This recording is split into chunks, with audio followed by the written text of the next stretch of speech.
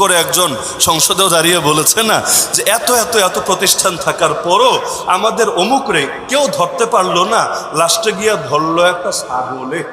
তাও এমন ছাগলে ধরলো, ঈদ চলে গেল, যে ছাগলের ক্রেতা ছিল 15 লাখের জায়গায় 12 লাখ দিয়ে কিনতে চেয়েছিল, তাকেও তার মা নিয়ে দেশ ছাড়তে হলো। আবার তার আব্বাকেও মাথা নেড়া করে ব্রাহ্মণবাড়িয়ার আখাউড়া বর্ডার দিয়ে দেশ ছেড়ে ভাগতে হলো। আবার ছাগলটা বেচে যেই কোম্পানি সাদিক অ্যাগ্রো ফার্ম, তাদের ফার্মও বন্ধ করে দেওয়া হলো। তবে কোরবানি চলে যাওয়ার পর ছাগলটা ঠিকই বহাল তবিয়ত রয়ে গেল, তারে কেউ কোরবানিও দেয় নাই, তারে কেউ জবাইও করে নাই। তো এক ছাগলের কত পাওয়ার, যেই পাওয়ার এই দেশের বহুত বড় বড় সংস্থারও হয়তো নাই। তো দুঃখের বিষয় না? তো যে প্রসঙ্গে বলছিলাম, রোম সম্রাট চিঠি পেয়ে কদর করলো, আর পারস্য সম্রাট চিঠি পেয়ে ছিঁড়ে টুকরা টুকরা করে ফেলে দিল। তার ভাবটা এমন যে এত বড় সাহস আমারে দাওয়াত দেয়। সবচাইতে বেশি কষ্ট পেয়েছিল কেন জানেন? কষ্ট পেয়েছে এজন্য, নবী চিঠি শুরু করেছিলেন এভাবে, মিন মুহাম্মাদিন রাসূলিল্লাহ ইলা কিসরা আযীমি ফারিস। এই চিঠি আল্লাহর রসুলের পক্ষ থেকে, যার নাম মুহাম্মদ সাল্লাল্লাহু আলাইহি ওয়াসাল্লাম, আর পারস্য সম্রাট খসরু পারভেজের উদ্দেশ্যে। তো নাম আগে কারটা? আল্লাহ রসুলেরটা। আর নাম পরে কারটা? পারস্য সম্রাটেরটা। চিঠি আর পড়া লাগে নাই, খালি যখন শুরুতে দেখলো যে নবীর নাম আগে তার নাম পরে, ব্যাস সঙ্গে সঙ্গে তেলে বেগুনে চলে উঠলো। আরে এইটা আবার কোত্থেকে উড়ে এসে জুড়ে বসেছে? যেখানে আমি রোম সম্রাটকেই গুনি না, সেখানে আরবের কোন মরুভূমির কোন বেদুইন আমার নামের আগে নিজের নাম লিখেছে। এই চিঠি দাও, এটাকে ছিঁড়ে টুকরা টুকরা করে ফেলা। তাহলে শুধু এতটুকু দেখেই শেষ? এ জামানায় হয় না অনেক সময়? আরে হয় না অনেক সময়? নবীজির একটা আদব আছে, আল্লাহ রসুল শিখিয়েছেন উম্মতকে। মক্কা বিজয়ের আগে আল্লাহ রসুল সাল্লাল্লাহু আলাইহি ওয়াসাল্লাম আগের রাত্রে এসে মক্কার কাছে এক জায়গায় ঘাঁটি গাড়লেন, তাঁবু টানালেন, সবাই বিশ্রাম করছে। যে দিন হলে আগামীকাল দিনে মক্কায় পুরো বাহিনী নিয়ে ঢুকবেন, যুদ্ধ হলে হবে, না হলে না হবে, তবে রাতটা এখানে বিশ্রাম করবেন। ওই সময় আবু সুফিয়ান চিনেন? আবু জাহাল মরার পরে যে মক্কার সর্দার ছিল, কুরাইশের নেতৃত্ব দিত, এমনকি উহুদ যুদ্ধেও যে ছিল সেনাপতি। তো সে আবু সুফিয়ান দেখতে আসলো, দেখি কয়জন এসেছে, বাহিনীর সদস্য কত, আবার অস্ত্রশস্ত্র কে আছে না আছে, রেকি করার জন্য বের হলো। কিন্তু হঠাৎ করে এক সাহাবীর কাছে ধরা খেয়ে গেল। সেই সাহাবী আর তার বিরুদ্ধে অ্যাকশনে না গিয়ে বলল, আবু সুফিয়ান, তোমাদের দিন তো ফুরিয়ে এসেছে, একটা কাজ করো, চলো তোমাকে মুহাম্মদুর রাসূলুল্লাহ সাল্লাল্লাহু আলাইহি ওয়াসাল্লামের কাছে নিয়ে যাই। আবু সুফিয়ান বলল, না রে বাপু, আমার এত সাহস নাই, নবীর কাছে গেলে আমার কল্লায় উড়ায় দিবে। বলল, আরে না, নবীরে তুমি চিনো নাই, তিনি রাহমাতুল লিল আলামিন, চলো আমি দায়িত্ব নিচ্ছি, নবী তোমার কোনো ক্ষতি করবেন না, উল্টো তুমি যদি দিল নরম করো তোমার তওবা কবুল করে নেবেন।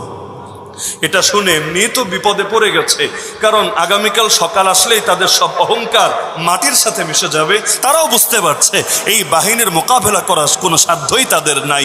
ইতিপূর্বে সম্মিলিত বাহিনী নিয়ে গিয়েও খন্দকের যুদ্ধে জয়ী হতে পারে নাই, আর এখন এই কয়জন মিলে কি করবে তারা? তো এখন গেল আল্লাহ রাসূলের কাছে। তো সেই সাহাবী নিয়ে আসছেন, সাথে আবু সুফিয়ানও যাচ্ছে। তো আল্লাহর নবীর খেদমতে যেই সাহাবী ছিলেন তার তাঁবুর কাছে, তিনি গিয়ে নবীকে সংবাদ দিচ্ছেন, ইয়া রাসূলুল্লাহ, আবু সুফিয়ান আসছে আর আপনার অমুক সাহাবীও আসছে। খবর দিলেন, আমরা খবর দেই না যে অমুক হুজুর কাছাকাছি চলে এসেছে, স্বাভাবিক একটা সংবাদ দিলেন যে আবু সুফিয়ানও আসছে আর আপনার অমুক সাহাবীও সাথে আসছে। আল্লাহর রাসূল ধমক দিয়ে বললেন, আরে আল ইসলামু ইয়ালু ওয়ালা ইউলা আলাই, ইসলাম সর্বদা উপরে থাকে, ইসলামের উপরে কোনো কিছু যেতে পারে না। তুমি মুসলমানের নামের আগে কাফেরের নাম বলতে পারো না। আরে আবু সুফিয়ান সর্দার হয়েছে তাতে কি, আমার সাহাবী সাধারণ ব্যক্তি তাতে কি? নাম বলার ক্ষেত্রেও কাফেরের নাম বলবা পরে, আর মুসলমানের নাম বলবা আগে। এবার সেই সাহাবী ঠিক করে বললেন, ইয়া রাসূলুল্লাহ, আপনার অমুক সাহাবীও আসছে আর মক্কার কুরাইশের সর্দার আবু সুফিয়ানও আসছে। আল্লাহর রাসূল এবার খুশি হলেন। কি বুঝলেন এখান থেকে? নাম বলার ক্ষেত্রে আদব আছে নাকি নাই? আরে বলেন না, আছে নাকি নাই? আছে। উপরে কার নাম থাকবে? যিনি বেশি সম্মানী। কে বেশি সম্মানী? যার হাতে পাওয়ার বেশি, যার হাতে পয়সা বেশি, যার হাতে ক্ষমতা বেশি? না, কোরআন বলে দিচ্ছে, ইন্না আকরামাকুম ইনদাল্লাহি আতকাকুম, যার দিলে আল্লাহর ভয় বেশি, তাকওয়া বেশি, ঈমান বেশি, ইলম বেশি, সেই আল্লাহর কাছে সবচাইতে বেশি সম্মানী। তো নাম বলার ক্ষেত্রেও এই আদব রক্ষা করা লাগবে। মনে কষ্ট নিয়েন না, যা বলার বলে ফেলি। কোনো মাহফিলের পোস্টারও যদি এমন হয় কোনো মাহফিলের পোস্টারে যদি এমন হয় যেখানে আলেমের নাম দিবেন নিচে, আর যারা আলেম না তারা যেই হোক না কেন, ব্যক্তির প্রতি অশ্রদ্ধা না, আমি আমার ইসলামী শরীয়তের দৃষ্টিভঙ্গি তুলে ধরছি, কাউকে ছোট করার উদ্দেশ্য না, বড় করার উদ্দেশ্য না। এমন কি সেই আলেম যেই হোক, তিনি যদি একটা মক্তবের হুজুরও হয় কিন্তু ভেতরে এলেম আছে, আর একজনের ভেতরে এলেম নাই, নবীর এই হাদিস থেকে কি বুঝ পেলেন আপনি? আলেমের নাম থাকবে পরে, যিনি আলেম না তার নাম থাকবে আগে। কে এটা বুঝলেন নাকি উল্টোটা বুঝলেন? আলেমের নাম থাকবে আগে, আলেমের নাম থাকবে উপরে, আর আলেমের পরে থাকবে বাকিদের নাম, তাতে সে যত বড় হোক না কেন। অতীত ইতিহাস আমাদেরকে বলে রাজা বাদশারাও আলেমদের দুয়ারে গিয়ে তাদের জুতা সোজা করতে পারাকে নিজের জন্য গর্বের বিষয় মনে করত। বাদশাহ আলমগীরের জীবনে পড়ে দেখেন না, তার সেই ছেলেকে নিয়ে যে ঘটনাটা প্রচলিত আছে, যারা স্কুল কলেজেও পড়েছেন সকলেই পড়ার কথা।